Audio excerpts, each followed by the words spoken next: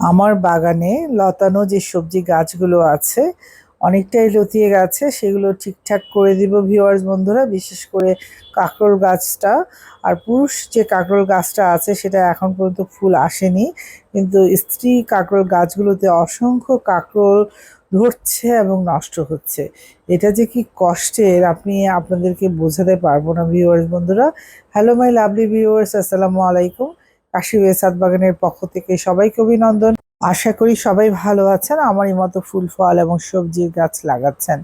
আজকে বাগানে বিকেলবেলা চলে এসলাম, প্রচন্ড বাতাস, এর মধ্যেই কাজ করছি টুকটাক করে। বাগানের যে পাশটাতে আমার লতানো গাছ আছে, শুরুর দিকে একটা বেড আছে, বেডেই আমি একটা কাঁকরোল গাছ লাগিয়েছি। এটা ভাবছি একটু ঠিকঠাক করে বেঁধে দিব, একটু জানলাটা পাকাপোক্ত করে দিব। আর দুটো তিনটে কুমড়ো গাছ হয়েছে, সেগুলোকেও ঠিকঠাক করে দিব ভিউয়ার্স বন্ধুরা। আর এক পাশটায় আছে কচু গাছ, সেটা হচ্ছে গাটি কচু, মানে আলুর মধ্যে যে কচুটা হয় এটাকে বলি আমরা গাটি কচু। এটার কচু গাছ কিছুটা হয়েছে, লাগাইনি, একবার শুধু লাগিয়েছিলাম গত শীতে, সেটা ডরমেন্ট অবস্থায় ছিল।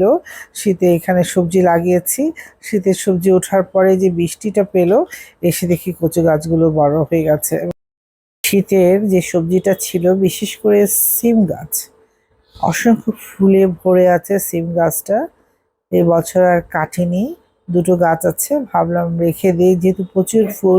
এখন বাগানে কাজ করা এতটাই মুশকিল হয়ে গেছে, দেখেন আকাশ কিন্তু প্রচন্ড মেঘলা, যে কোনো মুহূর্তে বৃষ্টি নামবে। এখন বিকেল 4টা বাজে, প্রচন্ড বাতাস এবং আকাশটা কালো মেঘে ঢেকে গেছে। আস্তে আস্তে বৃষ্টিটাও তো অবভিয়াসলি হবেই, সন্ধ্যার আগে বা পরে। আর এই পাশটায় মরিচ গাছের কিছু বীজ দিয়েছিলাম ভিউয়ার্স বন্ধুরা, প্রায় বোধহয় 15-20 দিন হয়ে গেল ভিডিওটা আমি দিয়েছিলাম। এই ভিডিওটা দেওয়ার পরে এই 20 দিন পরে চারাগুলো কি সুন্দর করে বেড়ে উঠেছে। এই চারাগুলো রিপোর্টিং করার বা একটা একটা করে আলাদা করে নেওয়ার সময় হয়ে গেছে। রিপোর্টিংটা হয়তো বা ঈদের পরে করব। এখন এই চারাগুলো 2 থেকে 3 দিন পর অবশ্যই এটা আলাদা ওয়ান টাইম কন্টেনারে সেপারেট করে দিতে হবে, না হলে কিন্তু এই গাছগুলো নষ্ট হয়ে যাবে।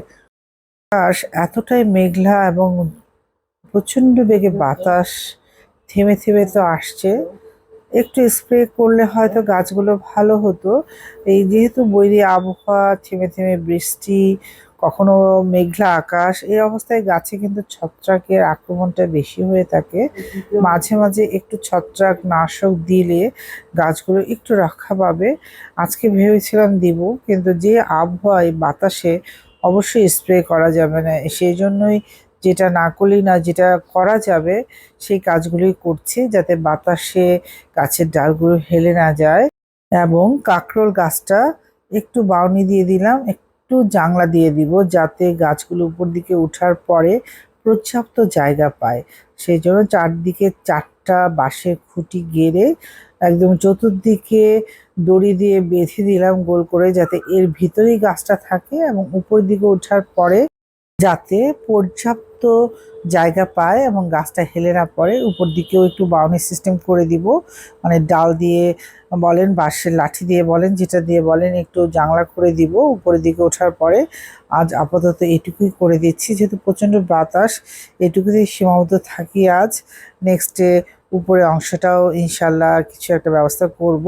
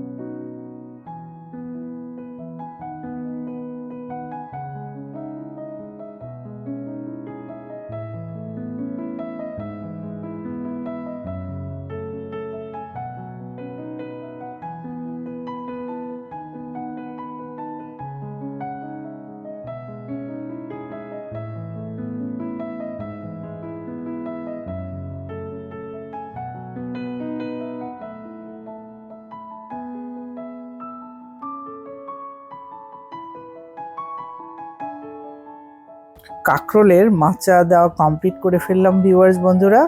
হাফ করেছি আর উপরের অংশটা পরে দিব, গাছটা আরেকটু বড় হোক। আর এই বেডে 3টে কুমড়ো চারা হয়েছে, 2টো কুমড়োর চারা আমি বীজ থেকে করেছি, একটা অটোমেটিক্যালি সবজির খোসা দিয়ে বেড তৈরি করার ফলে ওখান থেকে গজিয়েছে। দেখলাম যেটা সবজির খোসা থেকে হয়েছে সেটাই বেশ বড় সড়ো হয়ে গেছে, গাছটা তুলতে বেশ মায়া লাগলো। সেই জন্য কুমড়ো গাছের একটা সুবিধে কি, আপনি একটু যদি মাটিতে ডালটা রাখতে পারেন ওখান থেকে শিকড় গজিয়ে যাবে। সেই জন্য বলছি, এই জন্যই আমি যে কাজটা একটু করলাম, আপনারা একটু খেয়াল করে দেখুন ভিউয়ার্স বন্ধুরা। পর্যাপ্ত মাটি দিলাম, কিন্তু ডালটা আগে বেডের কাছে শুয়ে তারপর ডালের উপরে পর্যাপ্ত পরিমাণ মাটি দিলাম, যাতে ওখান থেকে শিকড় বের হয়।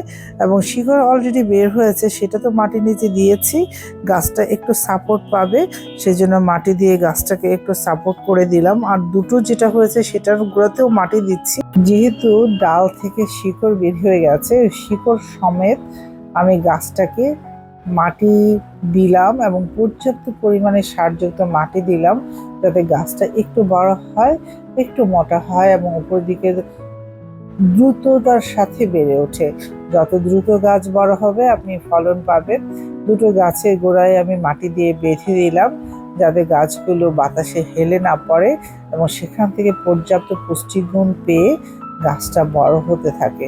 সবজির খোসায় কিন্তু এবার প্রচুর পেঁপে চারা হয়েছে, একটা দুটো করে পেঁপে চারা আমি আলাদা করছি, একটা অলরেডি লাগিয়েছি, আরেকটা লাগানোর মতো হয়ে গেছে, লাগাবো ইনশাল্লাহ। আজ এখানেই শেষ করছি, ভালো থাকবেন ভিউয়ার্স বন্ধুরা। কেমন লাগলো অবশ্যই কমেন্টে জানাবেন।